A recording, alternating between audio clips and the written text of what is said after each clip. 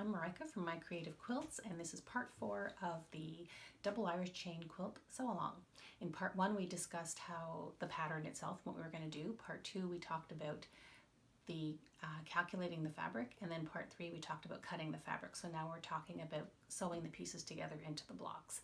I don't follow a particular pattern because it's a traditional block. If you Google it, you'll find lots of different ones. Leah Day has a good one for you. Missouri Star Quilting, I believe, has a good Irish chain pattern. So you can look for the one that suits you best. I'm doing mine from memory. I'm not following a pattern. So this idea is really just to show you how to do it, and then you can find a pattern that you like and do it yourself. So let me just adjust the... Okay, so I sewed together part of it already to show you what we're aiming for. This is the main block, okay, that has the focus fabric in it, the succulent fabric that the client picked, and we surrounded them with the chain. So there's a couple of different ways you can cut out an Irish chain. Because I was doing it from memory, I wasn't really thinking ahead, and I just cut out a 6.5-inch block for the center. Okay, but then to make the pattern, I have to add 2.5-inch strips to the sides. So you could actually, instead of cutting out a block, you could cut out a rectangle. So this, I believe, is, let's see, this is a 10.5. So if you cut out 10.5 by 6.5-inch rectangle, you can skip this part. It will already be done. And in hindsight, that's what I should have done when I was, but like I said, I was doing it from memory, so I just cut out a bunch of 6.5-inch blocks. So it's not a problem. I just added the strips to make the 10.5 by 6-inch rectangle. So it's just sewn together like that. Then the blocks, you sew the blocks together, and then you put it on the side, and you end up with this. And I will show you on the sewing machine. Okay, so that's the main block. The grid is a little bit more complicated, and I put it on paper here. I go through a lot of paper when I'm doing a quilt. So I've done the first strip. So what we're going to be doing is sewing strips together, and then we're going to be cutting them so that we can sew them together in the checkerboard fashion. So this particular one is the focus fabric. Oh, I'm going to turn it this way to make it a bit easier for you. We have the focus fabric, the teal, the focus, the red, and the focus. So for the next set of strips that we need to do, we have to do red, focus, teal, focus, red. And then you'll see when we cut them in 2.5-inch strips and put them together in a checkerboard, that's what makes the other side of the Irish chain block. A few hints for you. It's very tempting to not pin together long strips because you figure you can manage it, but you really should pin them because it's possible it can shift. One side can go on through the machine faster than the other, the top or the bottom, and it just keeps it in line. I found that when you don't pin, that's when you start getting wobbly seams, and that's when your borders start to get a little bit roughly on the sides. So take the time to pin. You don't have to pin very closely because it is a long strip, but I do suggest that you pin. Okay, so now let's move to the sewing machine. Okay, this is my brother's sewing machine.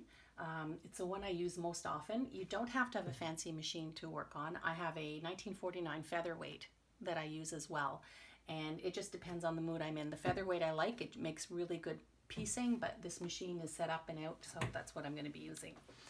So for the thread, I'm using a 50 weight glide. I chose to use a darker thread because it's dark. The fabric is darker, except for the teal, the fabric is on the dark side. So I'm using a dark gray. I'm not using black, I'm using dark gray, and that seems to go well with this. You'll see it's on a holder because that's a big cone. So, and the machine can't accommodate a big cone like that. So what I'm using is glide. It's 50 weight. The different weights mean whether how thick or how thin the thread is. So a 50 weight is a thinner fabric thread than the 40 weight. 40 weight, really, if you're using it for quilting, it really stands out. The 50 weight tends to sink into the fabric. It's also important to decide what kind of weight that you want when you're piecing together, because if you have a lot of pieces and you use a 40 weight, which is a thicker thread, it can have an effect on the size of the block eventually, because the thicker the thread, the more of an impression it's making in the fabric. So the thinner thread is better, but of course you want it to be strong enough.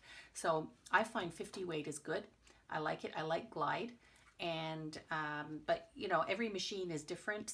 I had a machine that hated bottom line thread, and it just didn't like it. No matter what I did with that machine, it didn't like that thread.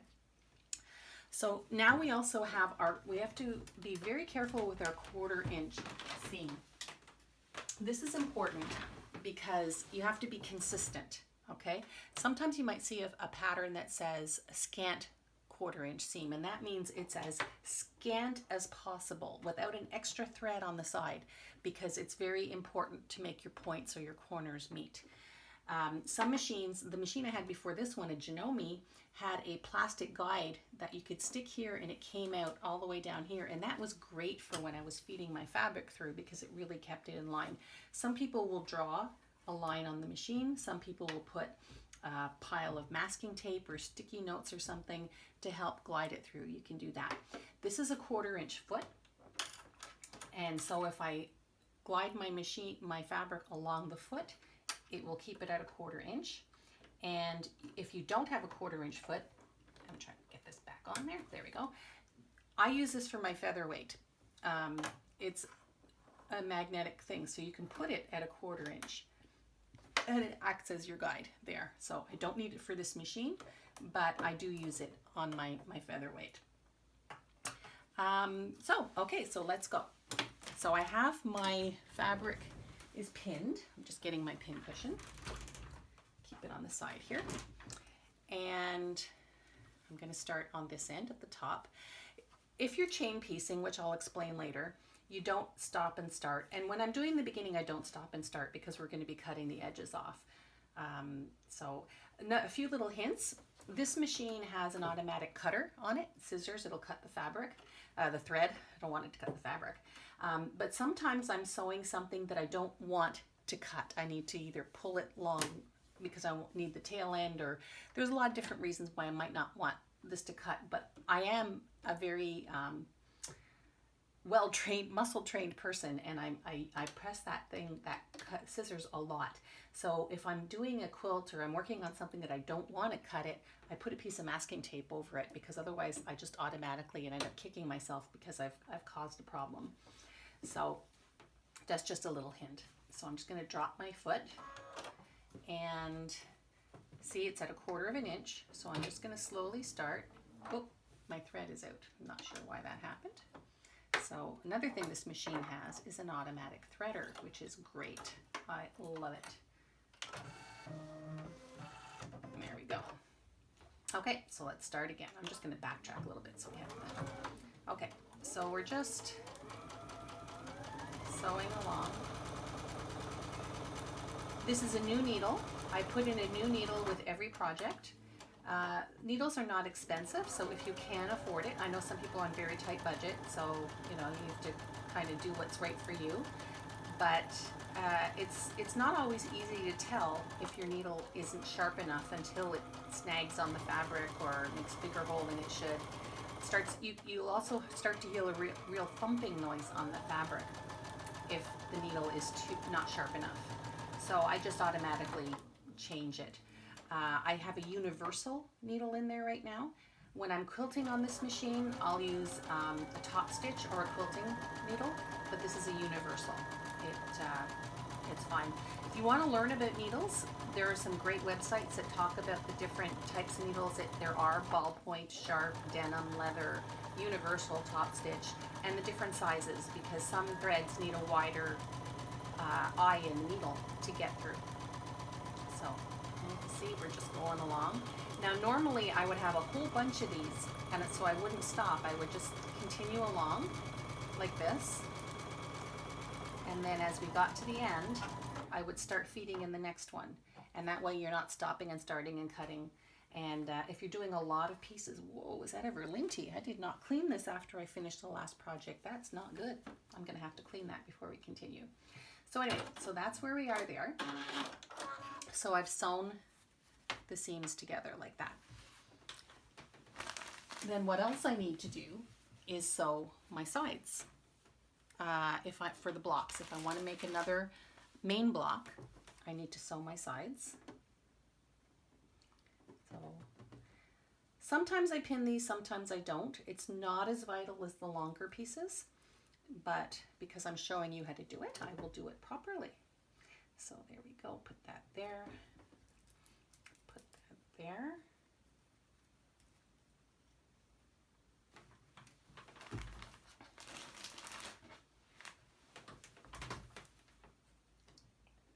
And that one, just going to show you the chain piecing here. Chain piecing is such a time saver when you're doing a lot of little pieces. It really is. Okay, so just drop it.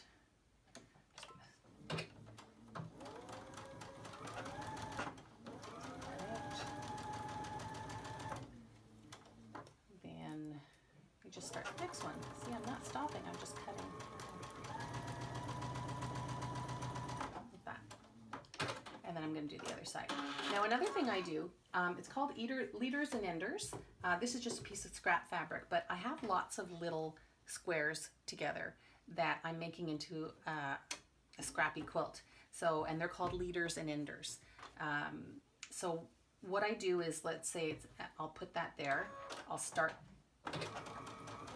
like this, so I don't have to worry about the thread sinking in.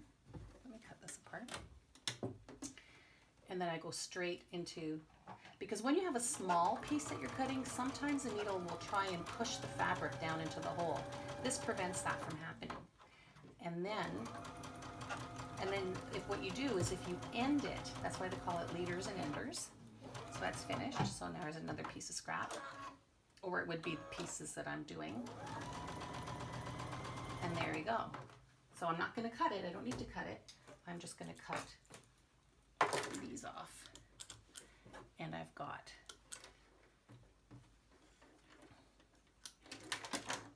my long pieces like this. Okay. Then I'm going to take one of the squares and then so now I need to put the edges to make my rectangle. So I'm just going to stitch that out a little bit, and then I'll start that.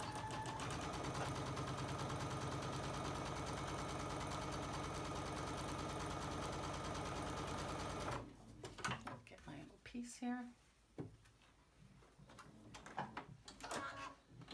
I lifted that. I have a knee lifter, which I love. I'm not constantly lifting. So I'm going to cut that off. There's a blade right there that does the cutting for me. And then I'll take the other side. I should have pinned it.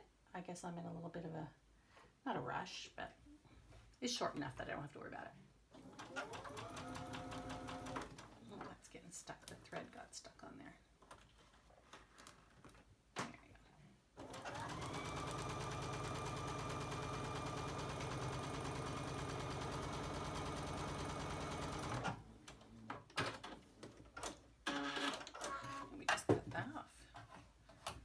So now I have my rectangle that I made, and I have the two edges like this.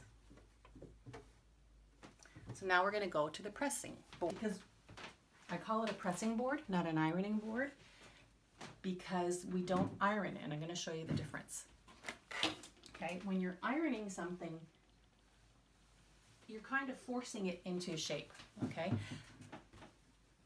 Like here, ironing like this, you're stretching it, okay? And when you have seams, the seams can get a little bit curvy and wonky, and you don't want to press it. You don't want to iron it. You don't want it to get wonky. So what you do is you press it.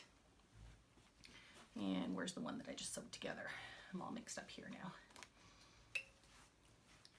Okay. So we're going to press it. First, we're going to set the seams. I never realized how important setting the seams was because I never did it. And then I watched a video on the importance of it. And what it does is if you set the seams, it helps the seam become more crisp when you turn it. Okay. This is a wool mat I resisted buying one for the longest time. I thought, oh, you know, how important can a wool mat be to pressing my things? Everybody kept saying, oh, your seams are crisper and it's nice. And so I had a gift card and I decided to splurge and get it. And I love it. I think it makes a huge difference in my seams and in my creases. So if you can get one, I recommend it. They're not cheap. Now I did read that saddle blankets are the same thing. They're nice and thick and they're wool. I don't know. I don't have a horse. I don't ride horses, so I don't know. I've never seen one. But if it works, that's great because I'm sure they're less expensive than this. But if you can get one on sale, I highly recommend it. I have it on top of another cutting board with a padding on it, and that's because I read that you should never put this directly on the cutting board that you use because the heat and the moisture will go through. So this iron was a gift. I like it. I like it because I can leave it there and it goes up again. I don't usually have water in my irons. I don't like it because eventually they all start to leak and then they end up leaving a mess. But I was making masks and the steam was making my pleats and the masks really crisp and clean. So I'm going to continue using it with the water until it's gone, and then I'll go back to just spray. What I do is when I'm ironing, I use a spray bottle and when I'm pressing, I do it that way, but I'm going to keep the steam in there for now. Okay, so the first thing you do is you set your seams. So that you can, don't press very hard. You're just setting the seams. That's all you're doing. Okay, now the general rule is you press to the dark side. And that's because if you're pressing a dark fabric to the light side, it can shine through the top, and you don't want that. The teal is not very dark. The red is, and this is fairly dark, but I need to be consistent. So I've decided whenever possible, I'm going to press towards the focus fabric, and that will eliminate some of the problem. Now, some people will press their seams this way from the back. I don't. I find it easier to do it from this way. Whichever way is best for you, you do it. Some people, we never used to press the seams open. And part of that reason is if you're stitching in the ditch, if you're stitching in the seam, if you have your seams press open, there's nothing, you're stitching into thread. So that's going to break open very easily. So you want it to go over to the side. I make some exceptions with some types of quilts that I know I won't be stitching in the ditch.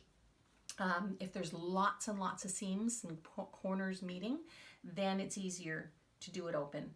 But as a rule, I rarely do that. So we're going to be pressing towards the focus fabric. So I'm going to make sure the seam is there. Okay, the seam is right there, leaning towards the focus fabric. And then this is where the pressing versus the ironing comes in.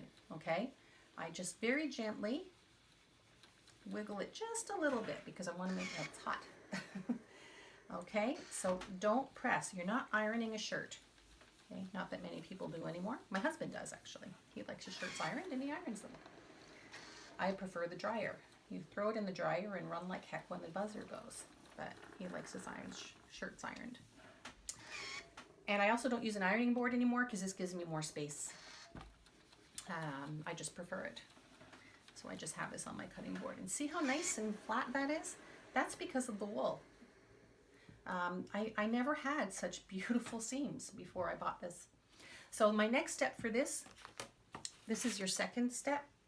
So that's the red, that's the focus. Next I'll sew the teal, then I'll sew it focus again, and then the red again. So that's the strips. Now for this fabric, it's both. Both seams are the focus, so I'm just going to go towards the bigger piece. So I'll just, I forgot to set it. You can see I still don't always remember to set it. I did a little test, a square that I did set it and a square that I didn't, and it wasn't that obvious that somebody would look at it and go, oh, she didn't press her seams. But there was a noticeable difference between the crispness of the seams. So there we go, there's that. And then we have our strip. Now I don't want it going towards the teal, right? I want it going towards the focus fabric. So we'll do that, press the seams. And then we'll What's great about the chain piecing approach is you sew together a whole bunch of them, and then you stand at the ironing and overboard and you do a whole bunch of them. And that way it just saves time. So then the next step would be I will sew this to this, I will sew this to this, and that becomes this. So that's what I'm going to be doing for the rest of this part, is just sewing together the pieces, and I will show you what the grid looks like when I'm done. Okay, so as I was making practice blocks, I was all excited. I was going to show you my really nice squares, except for a couple of spots, and then the seams and how they were interacted. But as I was about to take a picture of my grid, I noticed a mistake. Can you see what it is? Now, I always say no matter how experienced you are, it's very easy to make a mistake. And this just shows you I wasn't paying attention. The grid is supposed to be alternating. How I ended up with this, I don't know, because my stripes were right. I had cut out the stripes and they were right. So I somehow miscalculated when I was sewing the strips together. So it's a good thing that I have my handy dandy battery operated seam ripper. So I need to go back to here. I have to cut out these seams. So I have to start the seam a little bit. It's very easy to lose track and make, oh, it's a stupid mistake that I made. Let's just say it what it is. Stupid mistake twice. So now I will start doing this one. Just brace it, pull very gently, and you see how that's cutting? There we go. So then I'll just keep doing this until it's all unsewn, and then I'll put it back together the way it's supposed to be. Okay, it's time to show you the fixed block. This is what the block was supposed to look like. I had mixed up the rows. I didn't have a complete row like this, and this one didn't have to have focus fabric in it, and that's what messed up the original block. But that's okay, everything was salvageable. It just took a little bit of seam ripping. Now I noticed that my seam ripper was out of the view when I was talking about this just before showing you the error. So this is my seam ripper. It's a stiletto on one side, and it's a seam ripper on the other side. This one was handmade. They are available online. This one was a friend of a friend was making them, and that's how I got them. But I like it's a good heavy weight, like not too heavy, but it's a good weight. I'm like this with pens too. I want my pens to be a certain weight, and that's why I like this one. I've had it for a while. I'm lucky I haven't lost it yet. It feels nice. So between this and my battery operated seam ripper, I do well. I just wish I didn't have to use them quite as often as I do. So how did I get to this block? Well, first we cut the strips. So these are the strips that go along the side. And then there were these strips. So these are the strips that go on the sides here. And then there's the middle strip. So I'm going to show you, I know I said that you can use either the mat for measuring or a ruler, not to use both in the same project. I'm just showing you how to use the ruler for the sake of showing you the techniques that I use. And I do know that this ruler is consistent with this mat, so I'm okay. Things will work out.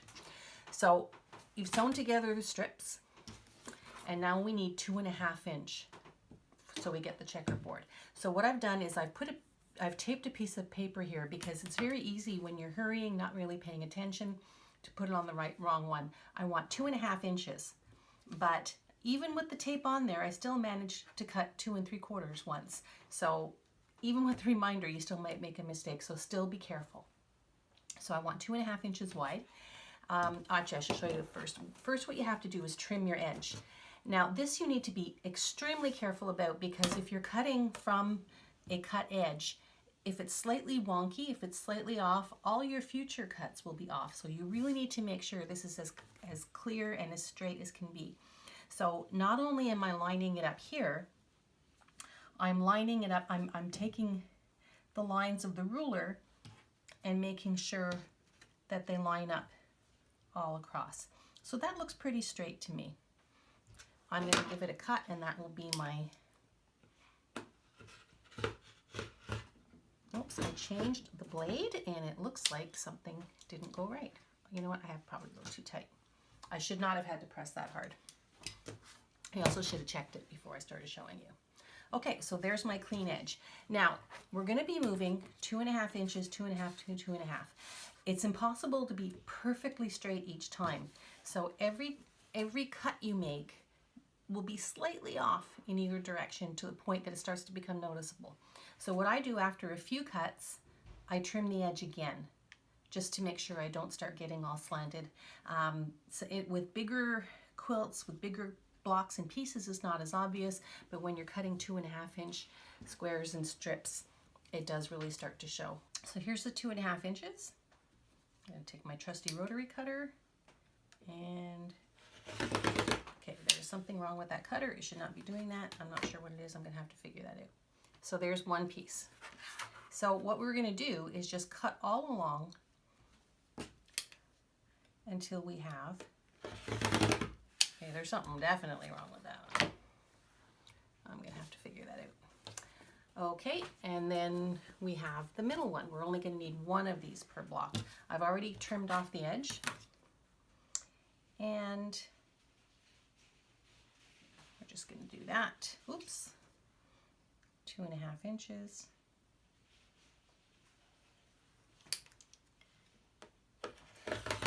And there we go. We'll just ignore the thumping. And then what happens is you have your block. Move this out of the way. This goes like this. This goes like this. And then these go like this. Oh, that's the middle one there. And then we have this. And then we have this. So when you're pinning them together, and really do pin these together, you'll see that because we were consistently pressing towards the focus fabric, and then when I did these, I pressed towards the red, you will see that the seams nest. Okay, we don't have both seams like this because that gets really thick. Instead, you have both seams fitting into each other. So the way I pin it is like this, and then I just do it all the way around. And then when it's all sewn together, you get this. And then if you put it together with the other half of the block, you have this, which is your Irish chain block. And then we're going to make several of them and make the quilt. So that's how you sew together the blocks. Hopefully when you try it, it will be with fewer mistakes than what I did. Somebody asked me why I point out the mistakes and show people. I said, this is because I've been quilting for almost 30 years and I still make mistakes. I want people to know that it happens to everybody. I used to get extremely anxious, extremely panicky when I made mistakes. I would get that pit this knot in the pit of my stomach. And in fact, I did feel it a little bit today when I noticed that I had erred in cutting the strips for this. Specifically more because this quilt isn't for me. When it's for me, it's whatever. But when it's for someone else, and especially if it's a paid commission, there can't be any mistakes in it. So I really want to emphasize to people how important it is to understand that we all make mistakes, and that's why I point them out. So the next time we get together, the next video, we will have all the blocks made and we will be piecing the top together. So that's it for part 4. Are we at part 4 now? Yeah. Part 4 of the double Irish chain sew along, and I'm enjoying myself, and I hope you are too. Bye.